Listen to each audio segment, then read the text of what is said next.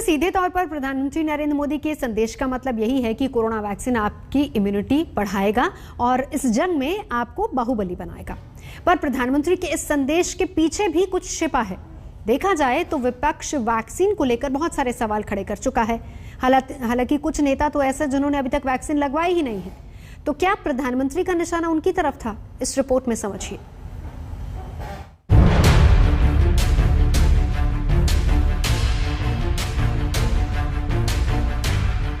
वैसे तो ये सारे सियासी बाहुबली हैं, लेकिन प्रधानमंत्री नरेंद्र मोदी के शब्द का इस्तेमाल करें तो ये सारे कोरोना से लड़ाई के भी बाहुबली हैं।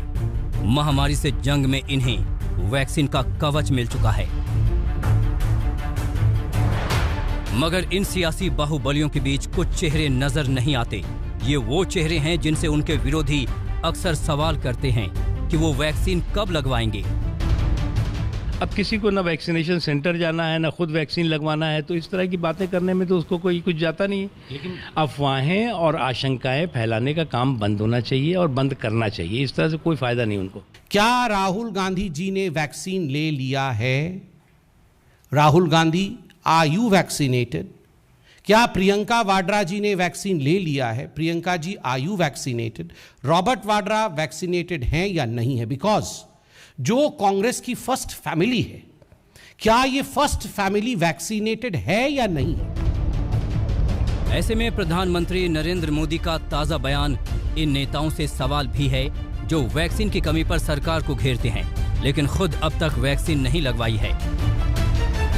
अब ये वैक्सीन जो है बाहू पर लगती है,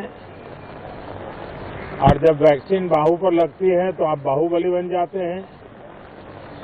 और कोरोना के खिलाफ लड़ने के लिए बाहुबली बनने का एक ही उपाय है कि आपके बाहू पर वैक्सीन लगवा दीजिए। वैक्सीन से दूरी पर बीजेपी कांग्रेस को निशाने पर लेती रही है। कांग्रेस पर जब दबाव बढ़ा तो उसकी तरफ से सफाई आई। ये कहा गया कि सोनिया गांधी ने वैक्सीन की दोनों डोज लगवा ली है। वहीं राहुल गांधी को मई में कोरोना हुआ था, इस वजह से उन्होंने वैक्सीन नहीं लगवाई है। लेकिन सबसे दिलचस्प मामला अखिलेश यादव का है। अखिलेश यादव कोरोना से लड़ाई में अब तक बाहुबली नहीं बन सके हैं, यानी उन्होंने अब तक वैक्सीन नहीं लगवाई है। इसकी वजह है कभी हाँ कभी ना। 6 महीने पहले कोरोना वैक्सीन को बीजेपी की वैक्सीन बताने वाले अखिलेश यादव ने पिछले महीने यू टर्न ले लिया।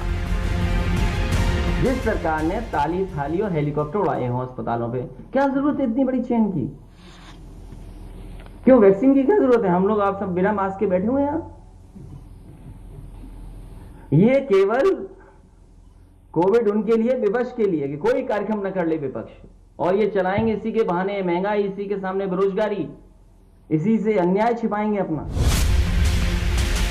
अखिलेश यादव ने यू टर्न तब लिया जब उनके पिता मुलायम सिंह यादव की ये तस्वीर सामने आई। एक दिन पहले ही मुलायम सिंह यादव ने कोरोना की वैक्सीन लगवाई थी। मगर इस यू टर्न के बाद भी अखिलेश यादव ने वैक्सीन नहीं लगवाई है। अब उनकी नई दलील है कि जब उत्तर प्रदेश के सभी लोगों को वैक्सीन लग जाएगी तब वो भी लगवा लेंगे। पहले तो वैक्सीन लगवाना चाहिए सबको, लगातार वैक्सीन की कोशिश करनी चाहिए, ज्यादा लग जाए।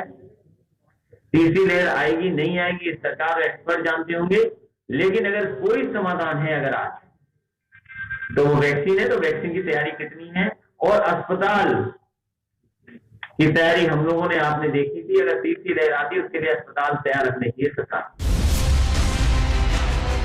आज भले ही विपक्ष सरकार को वैक्सीन के लिए घेर रहा है, लेकिन वो वक्त भी था जब उसके कई नेता वैक्सीन पर सवाल उठा रहे थे। 3 जनवरी को कांग्रेस नेता शशि थरूर ने कहा था कोवैक्सीन के फेज 3 का ट्रायल पूरा नहीं हुआ है, इसे अप्रूवल देना खतरनाक हो सकता है।